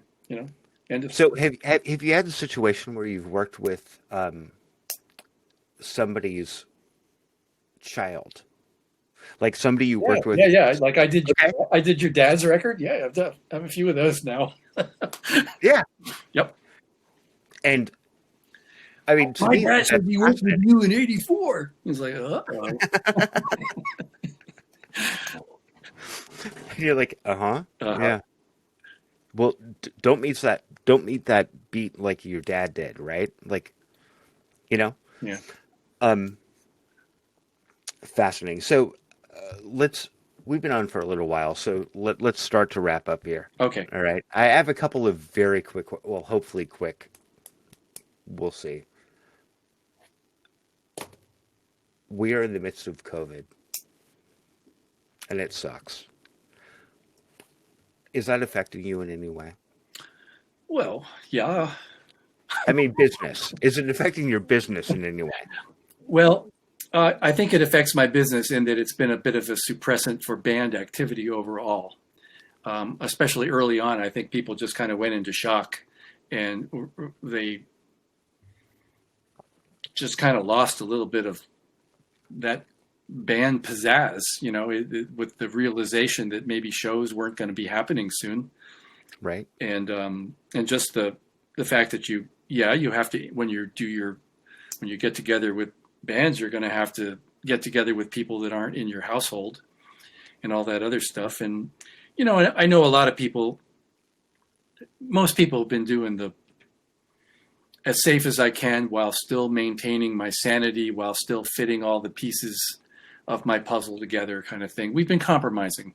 The world has not gone into a sterile clinical isolation lockdown, like maybe the purest of our science minds might want us to do. And on the other hand, I also see people running around just being willy-nilly stupid, and I'm a science respecting person, and I'm also a generally pragmatic and smart person, and I'm also a risk-taking person. So I fit all these things together, and I go, okay, here's the plan for Chris. And what that means to me is I've been a little bit careful when I go into places I consider dangerous. I have a part-time job I go to twice a week, and I have to wear a mask while I'm at that job because I work around others, and I even work around the public a little bit. And I'm just old enough that everybody thinks I might be taking a little bit of a risk, and I probably am. But yeah, I'm just doing what I do. I'm anxious to get back to maybe a little bit more normal. Yeah, no, it's weird. Have you gone out to like a bar or whatnot? Yes, I have. Since it's I've been to a I bar. do. I went to a bar and had lunch in a cowboy saloon in southern Montana in late September. And when I walked in the door, they said, "Sir, you don't need to wear a mask in here." I said, "Oh, really?" And I took my mask off and sat down and had my burger. And Mhm. yeah, Yeah, so that's my part of the world. Like, well, I mean, where I grew up. by the way, Um, what town was it? I rode my bicycle from the border of Canada in above Eureka, and I rode it down to Pinedale, Wyoming, on all the forest roads in the mountains on the Great Divide mountain bike route back in September. Wallace, Idaho. Oh yeah, okay. I stopped in there on the way home. I, Center of the universe, dude. when when I was a kid, I actually made money telling tourists where the whorehouses were. Oh, cool. Oh yeah, no, I literally make money. Like, oh, hey kid, here's $1 if you tell me where the best whorehouse is. I was like, oh, right there. That's such a pretty little. That's such a pretty quaint little town. It It is. makes I a mean, it's wonderful walk around the town. Just to, yeah. my wife ran up and down all the stair steps she could find on the hills. Oh, there are lots. Yeah, There are lots. yeah. And every once in a while, I actually think about buying a building there Hmm. just for the fuck of it. Yeah. Right. And my dad is still there, so I'm like, oh, well, maybe. Like, but my current girlfriend is like dying of fire. Like, there's no fucking way we're gonna live. I was like, oh, but it'd be so much fun, For a day. right? But could you imagine owning an entire building? Like, oh, okay, well, 50,000 square feet, yeah, I don't know. right. Talk about setting up a studio. It looks like it could be a happening little cultural spot if it's got a couple little art galleries and things. So Yeah, I'm not going to hold my breath. okay, Um, but maybe. So, Chris, let's end with like two questions. Okay. okay. One is your electronica releases that you've done. Your September, December. Oh yeah. Yeah. That's So let's electronica. talk about, I didn't recognize the word, but okay, sure. yeah. So let's talk about that just for a minute, Hmm. and then I want to give people the chance to understand like who you are and whatnot, and hopefully book you for mastering. So let's let's start with your recordings, and we'll get to that, and then whatever, we'll go from there. So you've done just one, or is it two? I have one album out. Okay, it's only one. Okay. So All Music was kind of up in the air, so it was hard for me to tell. But I actually listened to September, December, Oh, and it's fascinating because I love that it's sort of a modern day Tubular Bells, right? You remember Tubular yeah, Bells? I remember it very well. I thought that was maybe a little bit more arranged and orchestrated, though. Mine's a little bit more smudgy. It's Well, dirt. that's It's not a labored work. It's very much just a flowing leakage of all right. So yeah, so let me back up. yeah. I don't smoke weed very often. I was really high when I listened to it, and it was great. Good for you. And I'm sure it's still great, but I'm just like, it sounded like Tubular Bells to Oh, me. good. Yeah. Yeah. I So remember at the time it was kind of therapy. It was actually therapy music for me at the time. Believe it or not, some of the sounds that you get on that are kind of actually my core feeling at the time that I was doing them. mhm, And none of the creations on there were anticipated very much at all. I allowed myself to be surprised. In other words, I would turn on the record button, and I'd set myself up and go, okay, how about this sound? Okay. And I would only give myself the faintest clue about what I might do. mhm, And then I would let it just pop into my head because part of my music making has always been a kind of a pure discovery. In other words, go very, very low on the planning, go very, very, very high on the discovery. In other words, mhm. find out if you open it up in here, what might what will happen, what will pop out. Right, I always wanted to be surprised by something that I didn't know, but I just now found out. And right. I think that record represents my attempt to do that as a guy in So late 1985. is that something you want to keep doing, or did you get it out of your system? No, I didn't get it out of my system. I have made many recordings over the years. They've just never been wrapped up in an album.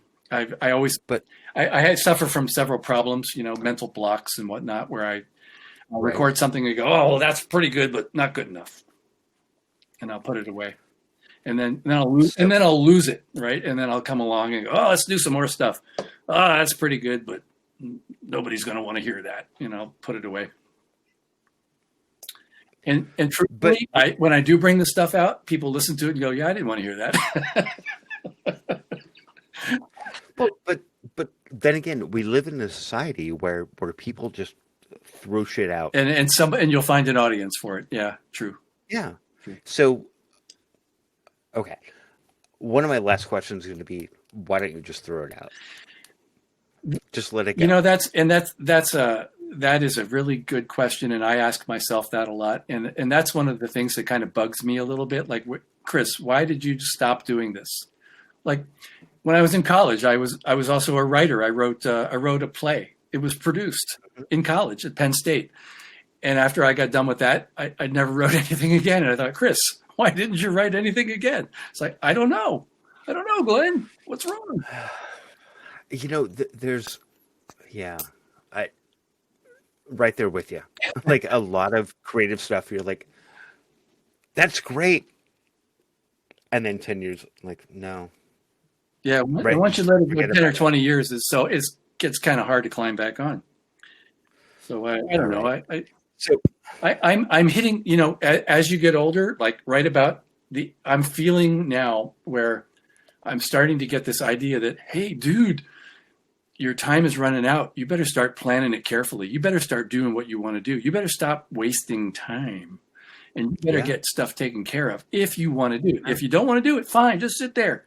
But if you do want to do it, yeah, yeah, yeah, no, yeah. I'm right there with you. Like, I'm I'm a few years younger than you, but I'm a drinker. I'm a smoker. Other stuff, and I'm like, No comment. what do you do? Yep. Right? Um, one of the best things that happened to me, actually, probably my life, was my son, who's 19. He reached out right before Christmas. And was like, I want to collect vinyl. It's like, wow. Like, my kid has never talked about vinyl, right? She's like, okay. Um, so I bought him a turntable, Hmm. and I bought him a what I call a collector's pack of vinyl, Nice. right? So it was Ramones: A Rocket to Russia, Misfits Volume 1, and Sex Pistols, Nevermind the Bollocks, Oh, right? okay. So that's what I gave him. And then, because he likes rap, I gave him, like, NWA's collective whatever. Like, I don't even know anything about hip hop or rap, so whatever. So I gave him those, and so he, a couple of days ago, I called him up, and I called my kid, and he's listening to Rocket to Russia. It's like, oh my God, this is awesome. You know? So we're talking. He's like, I've been up all night listening to Rocket to Russia. This is a great album. And now I want to be sedated. Right, exactly. And I was like, yes, yes, exactly. It's a great fucking album, right? Yeah. Um, so Although you know, we I like the talked. first album better for some strange reason. Oh, I do Yeah. too. I do too. But for whatever reason, I thought Rocket to Russia would resonate with him better. Hmm. So that's when I got him. Um, oh, and Aid Stasium is somebody I'm about to have on too, because talk about a great producer. Anyway, so I hung up with the kiddo and was like, "That's amazing." You know, like having a the kid like grasp onto that stuff. After all these years is pretty fucking amazing. And my kid has never been that way. You know, and I totally forgot where we were going with that. Well, I dragged my son out to see a couple of shows. I took him to see Wire, and I took him to see Per Ubu, Oh, and I took oh my God. who else have I taken him to see? I don't know. Yeah, I almost took my daughter to see Patti Smith last year, but that was the day the shit came down with COVID. Right. And also that show was like $300 a ticket by the time, yeah, I was supposed to go. I was like, no. Yeah, all right. So why don't we finish this with one last thing? Let's talk about COVID a little bit. Okay.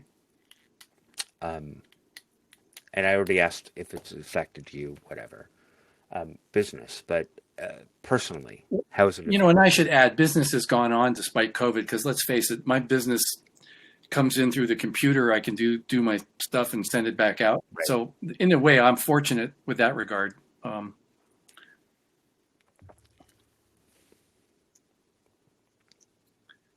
But go on. You were going to ask about something else about COVID? Well, no, I was just saying, like, personally, Oh. like, how has it affected your life? Like, I know you're in Snohomish, where there are a few amount of people who are like, well, fuck this. Oh yeah. Well, It doesn't exist. yeah. You know about the barber dude, right? The guy. Yes. Yeah. Of course. Yeah. He's a work. Well, the big thing that affected me is, I'm at this stage in the ball game. I'm a bucket list guy. Like I said, it's time is running short. So the big plan I had this year, I've actually been kind of planning for several years. I've been in the process of, like 2 years ago, I went to, please don't laugh, and I'll keep this to 30 seconds or less. I went to Nobody's gonna laugh. bicycle mechanic school, learned to be a bicycle mechanic. And then I decided I'd get a job. And so I got a part-time job in Seattle as a bike mechanic. And then I decided I need to build a bike from scratch and build my own wheels so that I can ride it across the country. Starting, and I chose a very difficult route, actually, that goes from Banff, Alberta, and then goes down the Rocky Mountains, all on mountain bike trails and some forest roads, a few regular roads, and then ends in Mexico. And I thought, okay, 2,700 miles and 200,000 feet of gain, and I'm in my early 60s, and I'll do it on a bike I put together with wheels I build, with training I got a couple of months ago, and I thought this would be a great thing to do with this year. And I was all set to do it, and then the stupid COVID came, and I had to pull the plug on that. And then we got to September, and I thought, oh man, this is killing me. I'm just gonna drink myself to death or something unless I go out and start on this thing. So I did the first 1,000 miles and the first 70,000 feet of gain, and I got halfway through Wyoming. But that gave me so much satisfaction, and I did it through all the COVID towns, and despite the hazards and being very careful, just trying to mask up and just trying to not contact people very much, and just get in and out of those stores for the, your Gatorade and whatnot. And so next year, what you're talking about is fascinating to me. Do you mind if we go a little bit longer? Oh, sure. No, I don't mind. Okay. There's that weird thing. about death, right? Living, doing things you want to do, right? And so what you were talking about made me fascinated. Like I have a few of those, like bucket list things. I just like, fuck it, I want to do them. Right. Right. But I, as of yet, I haven't done them yet, Make plans. right? Make plans. Well, yeah, because you never know, Yeah. right? Like you don't know.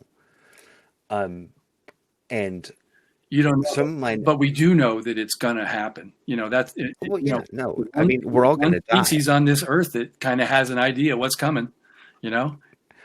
Yeah. All the other creatures are Um, like, yeah, I'm just having a good day. And we're like, yeah, well, I'm waiting until a big event happens, you know, and Chris, are you afraid of death? no, in a, well, I'm a little worried about it, but I'm not sure I'm afraid about it. Yeah. I mean, so my take on death I'm just is afraid not to still be careful while walking across the road, you know? right. So my take on death is if you're going to die, you won't remember it, so it doesn't really matter, I know. right? So Problem solved. the majority, yeah, the majority of pain Yeah. is Prior. you remember the pain. Yeah. But if you don't remember the pain, I mean, who Yeah. cares, right? So I think about a time that, well, I won't go into detail, but a time that I was really, really, really hurt, but I was super high. And so all I remember is bits and pieces. Hmm. I don't remember the pain at all. Right? Like, I mean, I kinda, if somebody asks me, I can be like, oh yeah, no, I remember, feeling that way. But internally, I don't remember the pain at No, all. I think people will corroborate you on that, and that is that pain seems to be in a sphere that happens while we're still operating somewhat normally, and as soon as you go Right. into an extra field, pain is no longer recognized by the brain. You can get to a point where your arms are off or something, and it won't Hmm. hurt, and you'll look at it and go, "My arm's off. What do I do?" And Yep. you may even think, "I'll need a tourniquet," and you could take care of that. But the pain's still waiting. It's going to wait until, I don't know, 10, 15 minutes, 20 minutes, half an hour. So It's very curious. But yeah, I've broken bones too, where I didn't really feel it. It's kind of like, oh man, oh, that was horrible. Oh, I'm in shock. Oh, bones are broken. Something tells me I need medical attention. And right. yeah, So for me, if I feel the pain and I'm cognizant about the pain, I know I'm not going to die. right, right. Right. So I've been in situations where I'm like, oh fuck. Well, this sucks. But because I'm cognizant of the fact it sucks, I'm fine. Right? It's when you have that, like, I'm not aware of what's happening. Like, that's when death happens. And yeah, It's the ultimate fragmentation. yeah. So I mean, as far as I'm concerned, I'm fine. The minute that I don't remember what happened, probably I'm dead. Well, it's like I was working on a record uh, for a blues musician from Mississippi, Sidell Davis, I think, and he had a Hmm. quote on the record. He said, dying's not a problem. It takes care of itself. It's the living that's the hard part, you know. Hmm. So it's true, you know. As soon as you die, you all your problems are over. So don't worry about it. Yeah, You don't have to plan for it. it's funny. Like, as humans, we spend so much time worrying about dying, but it's the one thing we all share in common. Hmm. We're all going to die. Yeah. Like, in the story, like, it's going to happen. And I think what it comes down to is, trying to figure out, like,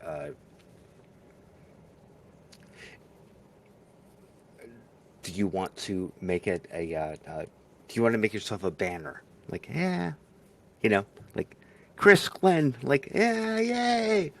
Or do you just want to live and die, right?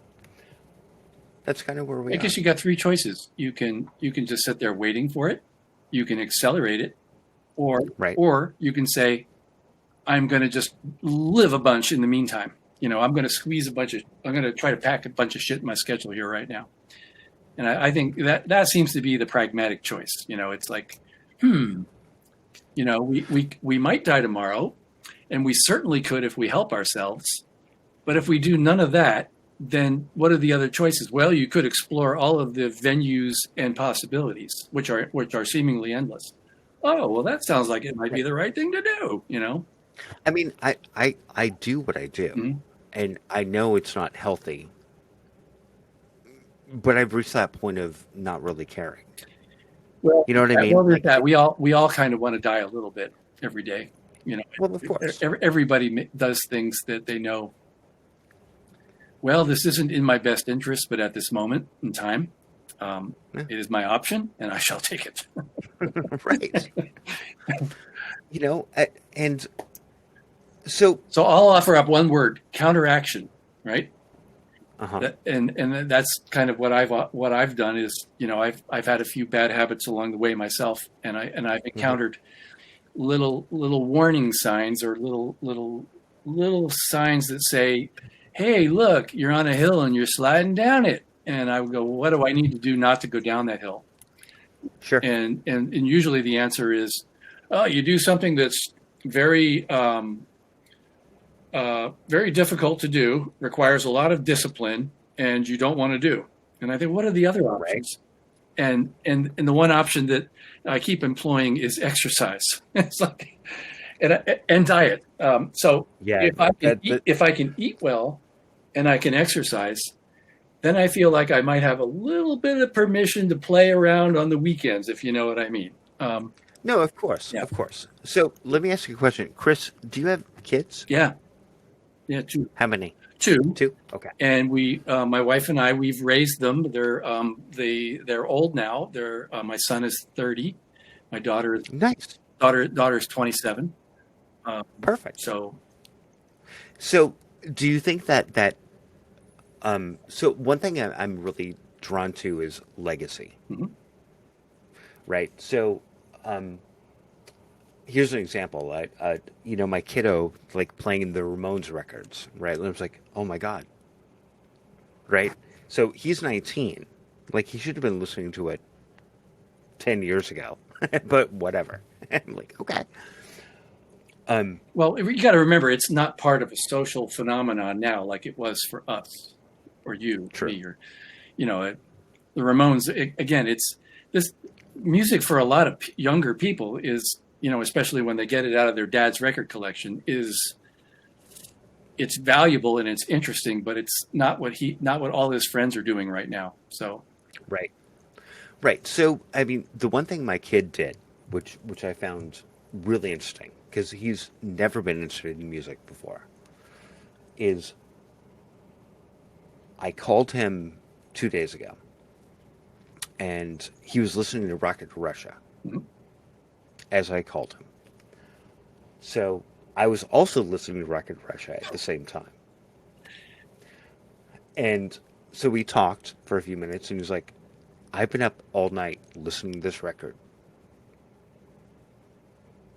and I got to be honest, Chris, I kind of cried a little bit. I was like, "Oh, oh, it's one of the best albums ever released." Yeah, of course. Like, so he's he's a 19-year-old, so like he's more interested in like hip hop and whatnot. Um, and I got him Same like with my son. the best of NWA and the you know NW Public Enemy, like all that shit.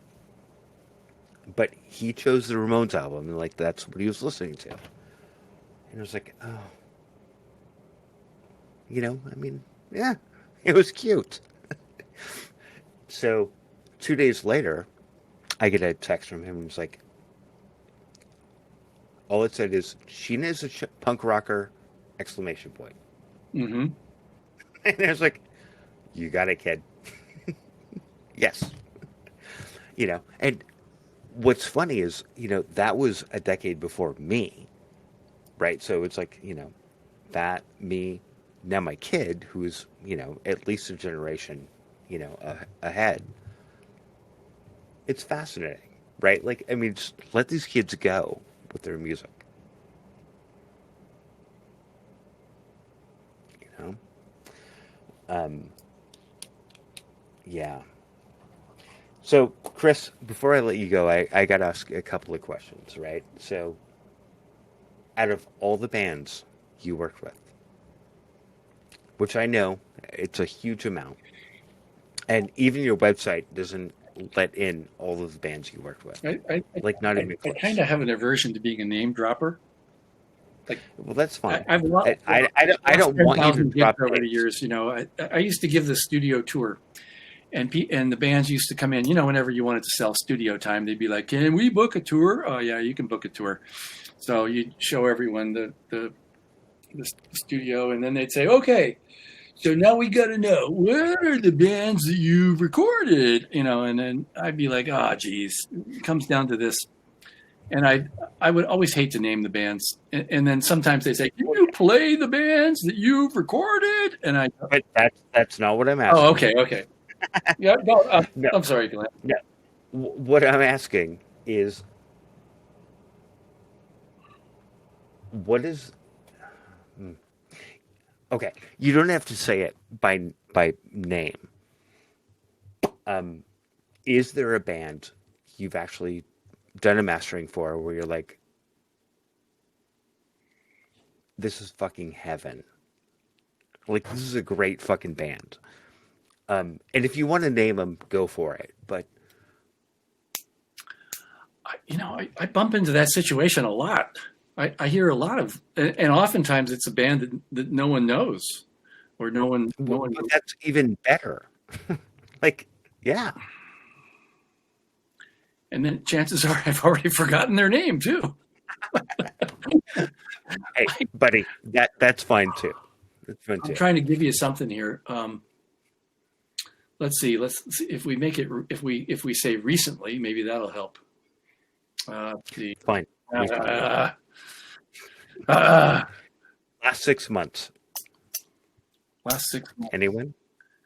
Um, And of course, you realize there are like 10,000 bands written. It was like, oh, he didn't mention us. well, in the last 6 months, I haven't recorded anyone since that 2017 meetup with Math and Physics Club. That might have been my last recording job. But you mastered a bunch Yeah, I've since been then. mastering a bunch. Um, geez, All right. I have to open up my files and look in my. Can you hang on a sec? Well, Hang, yeah, of course. hang on, hang on. Oh, okay, Hey, all right. well, I found one or two.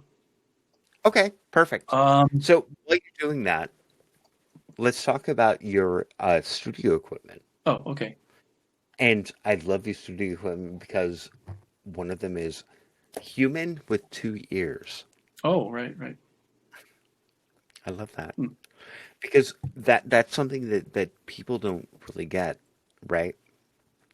Somebody who can actually hear what they're doing and understand that, Well, yeah. I mean, right? none of the a tool is only as good as the person using it, right?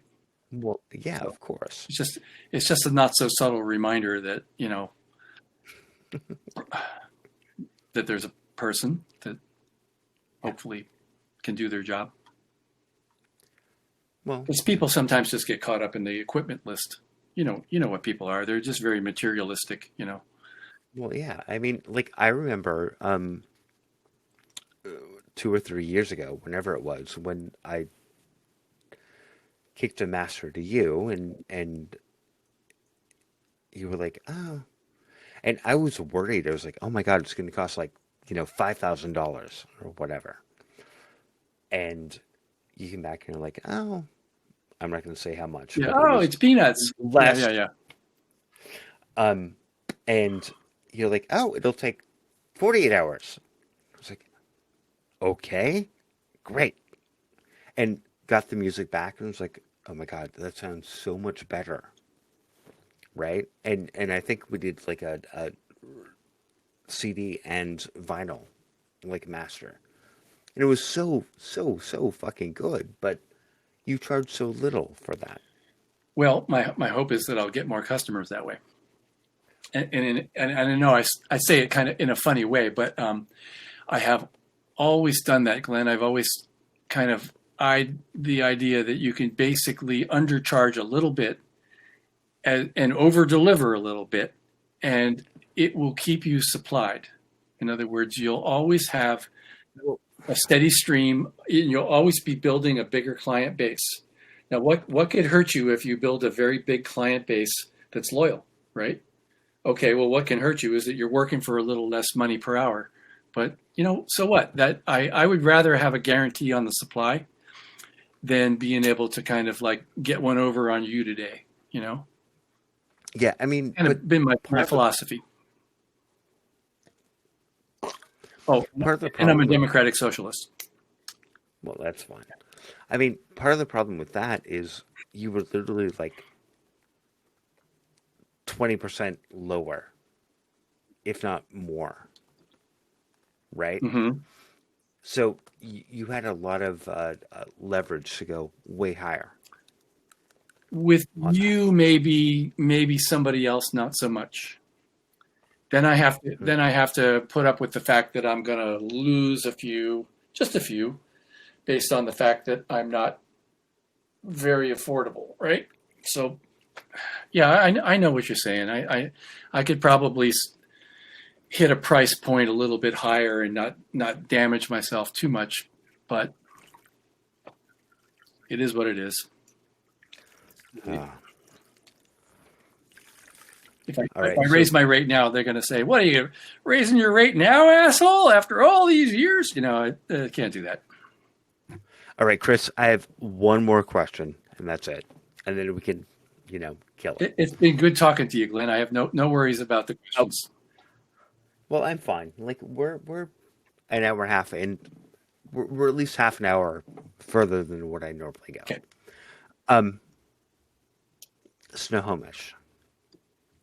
What made you move to Snohomish? Oh shoot! It was well, we were searching Seattle back in 2000, late 2002, and that was before the that bubble burst, and the prices were really getting high, and we needed a place to move our family because we were Mm-hmm. outgrowing our house in Crown Hill, Oh yeah. and I Wait, I'm sorry. We're in Crown Hill. like at 103rd and Ninth, Yeah, I was on 85th and 8th. and prior to that, we were down at 90th and Dibble, or 90th, and Oh yeah. yeah, right by the Crown Hill Cemetery. So Oh I yeah. was a Crown Hill resident for, I don't know, better part of 20 years almost. Nice. So, yeah. Yeah, the Sundowner. Yeah, the sundown. I lived right around I the was corner there from. when it was still Arts Grocery. Oh yeah. UFC was Arts. Yeah. Anyway, Snohomish was attractive just because it was a small town and we could afford the house. It was a bigger house, and it's a nice little dead end road. It's real quiet. And at that time, Right. I kind of had felt like I was up to here with the city, and to Hmm. suddenly be on a dead end road with just a bunch of birds and squirrels, it was cool. Yep. Peace of mind. That's great. So, do you actually have clients in to your studio, You or know, every now and then they show up here. right? Why? As a matter of fact, last year someone even rode their bicycle over here. They Really? took the train to Everett and then they rode over. Yeah, I was That's so kind of excited. awesome. But yeah, I used to have Especially, bands come in. They used to come in they usually just fill up the room here. Everybody sits in a chair, and I'd sit in the middle with my back to them and feel really awkward and tell stupid jokes, and everyone would just stare at the back of my head for 4 hours. And then when I'm done, I'd hand them their album and go, "Here's your album. Call me tomorrow if that I need to make revisions." that actually sounds like, yeah, early mid '80s. Yeah, but that was actually more the O's and the teens. But in the teens is when the I think the technology finally sank sank in a little bit and people realized, we really don't have to drive to Snohomish. We really can just send them the files. Right. And I'll tell you this, though, I kind of miss the interaction. It occurred to me after a few years of sitting here and not seeing anyone, it was like, this is kind of weird. I'm just sitting here taking pot shot guesses at what I think, pretty sure what they want. But there's something that happens when you hear people chitter chatter about what they like about their music. It tells you a little something about what they're after. And it sometimes reveals a certain hint about what you need to do as a mastering engineer based on just the little things that are leaking out of people's comments. Yeah, I mean, listen, you're a master of what you do. Like I remember sending you an album and, 25 hours later, like, there goes, like, for a tenth of the cost that I thought it would be, right?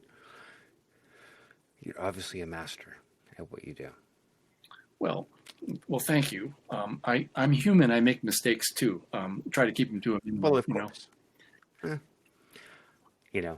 Hey, Chris, I'm going to call this good because we're 2 hours in. Okay. Even after I after the fucked up half an hour.